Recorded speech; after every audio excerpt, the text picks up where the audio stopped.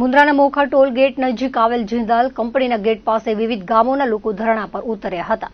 વિવિધ માંગોને લઈને અનિશ્ચિત મુદ્દત માટે કંપનીના ગેટ પાસે ધરણા પ્રદર્શન કરવામાં આવ્યું હતું.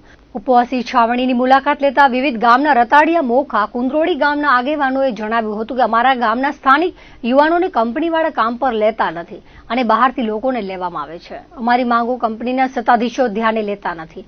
ગ્રામ્ય વિસ્તારના બાળકો સાથે અન્યાય કરવામાં આવે છે. જો માંગો નહીં સંતોષાય તો અનશન પર ઉતરવાની ચીમકી આપી હતી.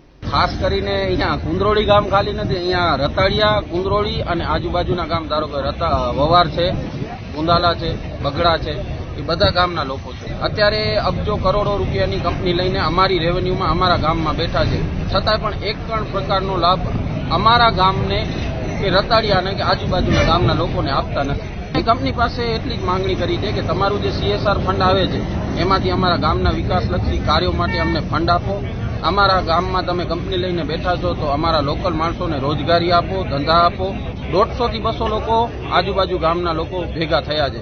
અત્યારે અમે ગાંધીજીના માર્ગે ખાલી અહીંયા ધરણા પ્રદર્શન જ કર્યા છે. જો આગળ જતા પરિણામ નહીં આપે કંપની તો અમે અનશન ઉપર બેસવાની પણ તૈયારી અમારી છે. જ્યારે આ કંપની અમને ખબર પડી કે કોરોના પછી જિંદાલે લીધેલી છે, ક્રોમીની કંપનીમાંથી જિંદાલ થઈ છે, ત્યારે અમારા ગામમાં, આજુબાજુના ગામમાં ખુશીનો માહોલ હતો કે ગામને રોજગાર મળશે, જે બેરોજગાર છોકરાઓ રખડે છે એમને જોબ મળશે.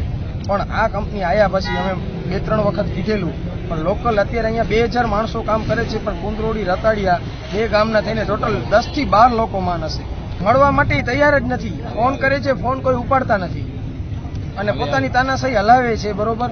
અને હવે આ અમે ધરણા કર્યા, બરોબર, તો હજી કોઈ લગીને કોઈ એમ એક્શન લીધો નથી. અહીંયા રૂબરૂ આવવા માટે અહીંયા તૈયાર નથી અને મેન મુદ્દો આટલા 150 થી 200 માણસો અહીંયા અને એકઠા થઈને હાજર થઈ ગયા છે, બરોબર છે. શેના માટે? રોજગાર માટે. આજે અમારા યુવા વર્ગ 12 પાસ છે, કોલેજ કરેલા છે, ITI કરેલા છે, ડિપ્લોમા કરેલા છે. હજી સુધી કોઈ કંપનીમાં કોઈ એમ્પ્લોય તરીકે જોબ નથી કરતો અને કંપનીના CEO અથવા સ્ટેટ કોઈ પણ અહીંયા આવવા માટે તૈયાર નથી. કોઈ હાજરી આપતા નથી, કોઈ લેખિતમાં લેતા નથી, કોઈ રોજગાર લેતા.